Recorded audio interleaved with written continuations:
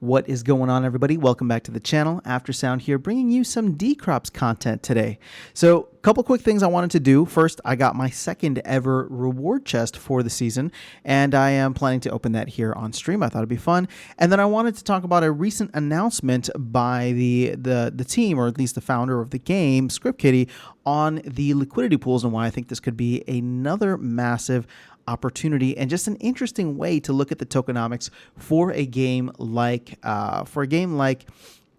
Decrops versus something like whatever else we cover here, which is Splinterlands or Woo or all that. So let's go ahead and open up the reward chest first. Now, if you remember last season, I had 47 items, so I dropped down to 46 items because I opened about 10 packs, which lost me a significant amount of holding rewards. I think that's like 20,000, I guess, holding rewards or CP worth of holding rewards.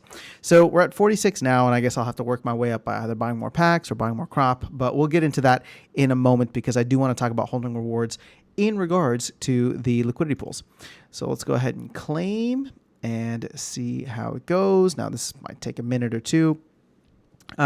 So I know that this is, for many, this game might seem like it's a little slow, but for me, honestly, I've actually started to really enjoy it. There's a certain element of like Tetris with time, if that makes sense.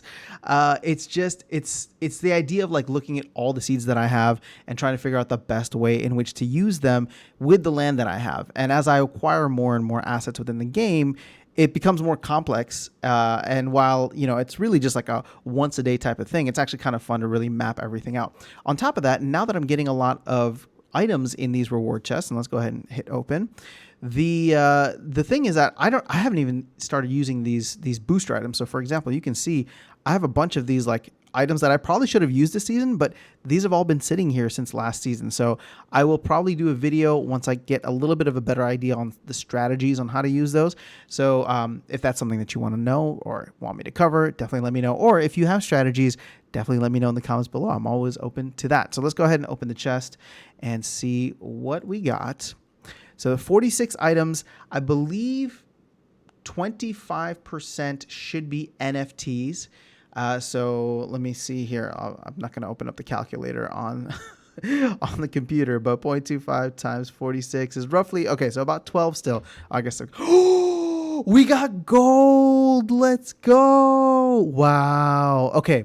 I'm really excited about that. But we got gold. We got stone, wood, more stone, iron, copper. Oh my gosh, we got epics, and we got at least an epic and a legendary this time around, which is kind of crazy.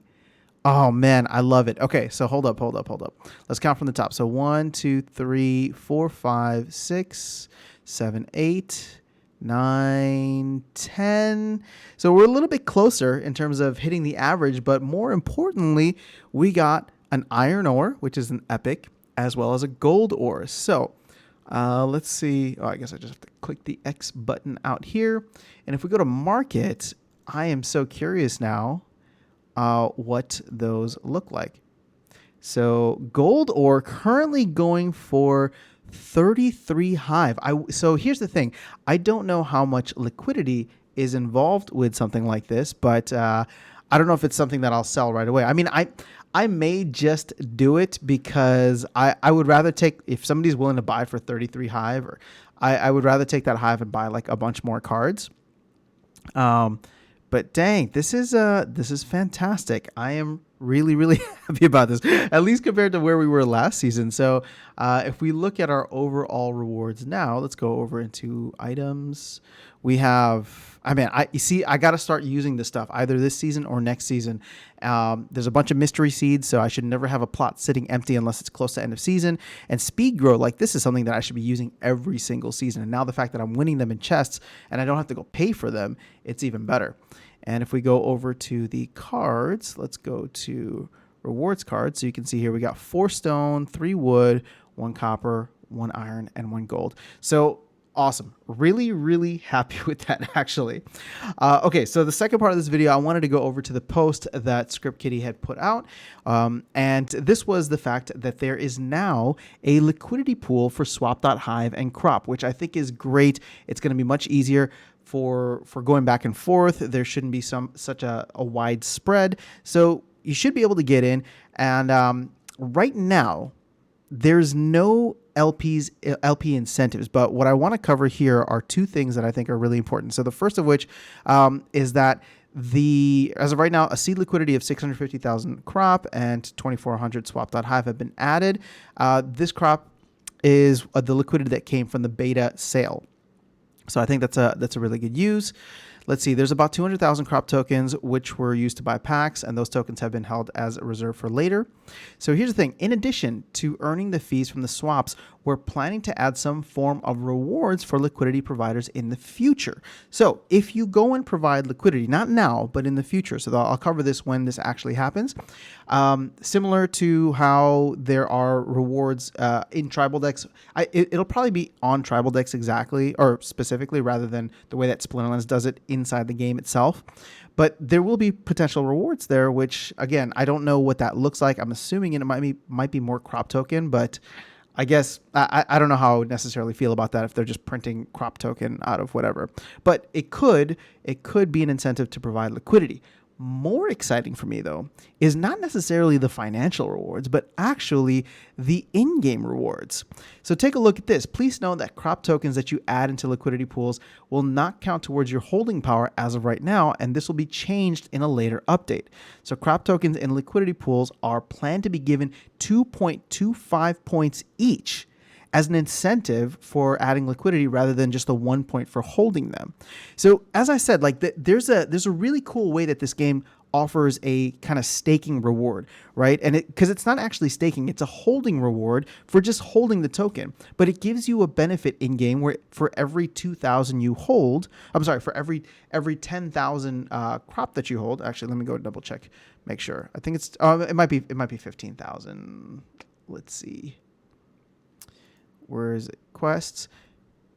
Oh, 10 items. Okay, so every 15,000 CP that you have, right? So if you were to hold 15,000 crop, you get an additional chest. And so you can see, for me, because of the fact that I'm holding alpha packs and beta packs, the baseline is 10 items, but I'm actually getting 46. So now if I don't have much crop, but if I were to add liquidity to the pool, not only would I be collecting the fees that Tribal Dex offers, not only would I be collecting whatever rewards that they offer for LP providers, but you'd also be getting a really cool thing within the game where all of a sudden I'd be getting, like, the size of my reward chest would be increased in terms of the amount of overall items.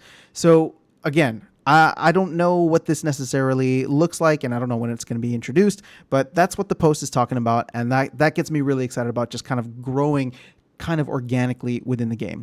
So more information on the way when it becomes available, but I'm excited. This is a great kind of next step for the game.